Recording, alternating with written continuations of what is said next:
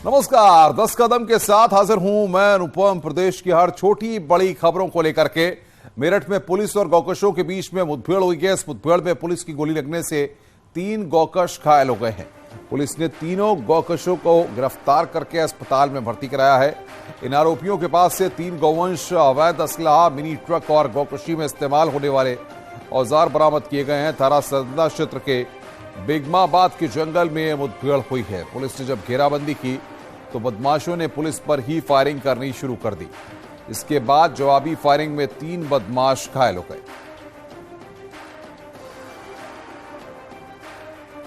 और बातचीत करने के लिए निखिल अग्रवाल हमारे संवाददाता हमारे साथ मेरठ से फोन लाइन पर जुड़ रहे हैं। निखिल, कब यह मुठभेड़ हुई है और क्या निकलकर अब तक सामने आया है? देखिए, आज सुबह मुठभेड़ हुई अनुपम, और जिस तरीके से गौकशों और बदमाशों के बीच मुठभेड़ हुई तो कहा जा सकता है कि गौकशी की वारदातों पर लगाम कसने के लिए पुलिस लगातार ऑपरेशन चला रही है। और ये मुठभेड़ आज सुबह हुई है जिसमें 3 बदमाशों को गोली लगी है उनके पैर में और उन्हें अस्पताल में भर्ती करा दिया गया है। कई दर्जन मुकदमे इन पर अभी तक आइडेंटिफाई हुए हैं। पिछले काफी समय से गौकशी की वारदातों को ये लोग यहाँ पर अंजाम दे रहे थे।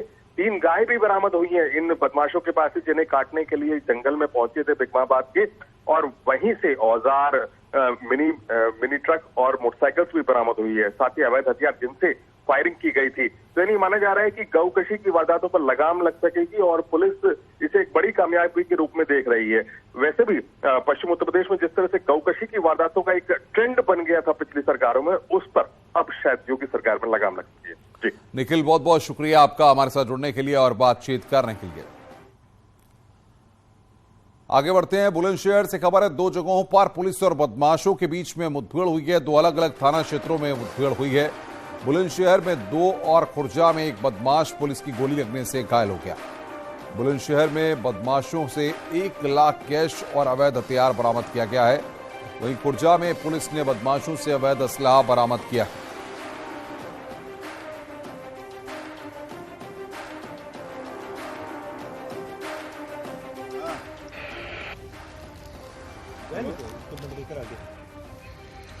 कदम हथकड़ी लगा के रखेंगे ठीक से। खुर्जा नगर में आज पुलिस टीम अपने नियमित गश्त और चेकिंग पे लगी हुई थी, जिसपे कुछ ही देर पहले अकबाल कट पे एक व्यक्ति को आता हुआ देख करके पुलिस ने उसको चेकिंग के लिए जब रोकने पे उसने पुलिस के ऊपर फायर कर दिया, जिसपे जवाबी कार्रवाई में उसको गोली लगी है।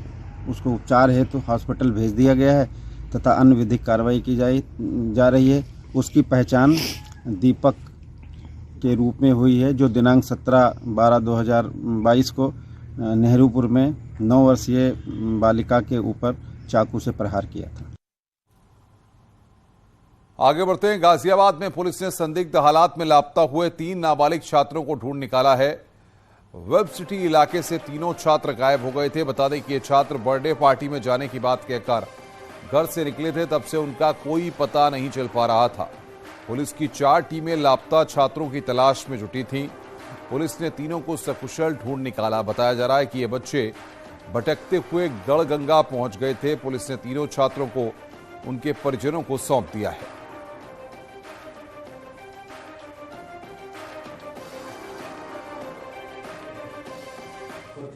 ग्राम इकला थाना वेब सिटी से कल शाम 3 बच्चे जो नाबालिग थे वो गायब हो गए थे। परिजनों द्वारा आज सुबह थाना वेब सिटी पे तहरीर दिया गया।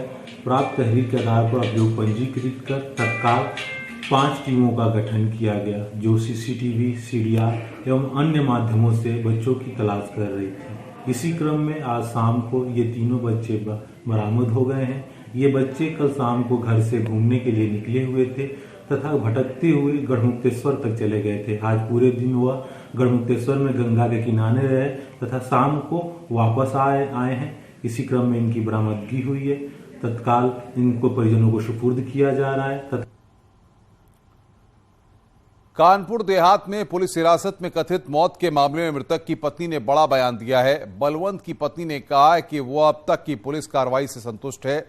बेशक परिवार वाले पुलिस की कार्रवाई से संतुष्ट हों, लेकिन इसको लेकर सियासत भी तेज हो गई है। आज अखिलेश यादव कानपुर के दौरे पर आने वाले हैं।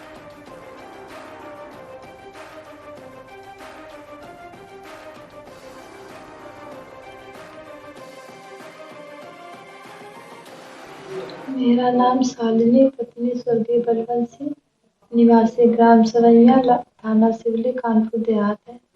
मेरे पति की रनिया थाने के अंदर पुलिस कर्मियों द्वारा जो निर्मम हत्या की गई है, इसमें हमारे क्षेत्रीय सांसद भोले सिंह जी ने दिल्ली में सांसद को छोड़कर मेरे पति का पोस्टमार्टम जिले के बाहर करवाकर और वहां उपस्थित होकर हमें न्याय दिलाने का काम किया और मेरी बात को मुख्यमंत्री तक पहुंचाया और मुझे शासन और सरकार पर भरोसा है।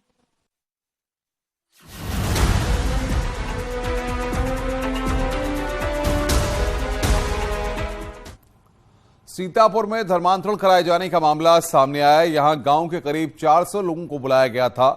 सूचना मिलने पर मौके पर पहुंची पुलिस ने आरोपी दंपति और उसके 4 ब्राजीलियन साथियों समेत 10 लोगों को हिरासत में लिया है। पुलिस ने इन सभी के पास से पासपोर्ट भी जब्त कर लिए हैं। पुलिस और एलआईयू के अधिकारी उनसे पूछताछ में जुटे हुए हैं।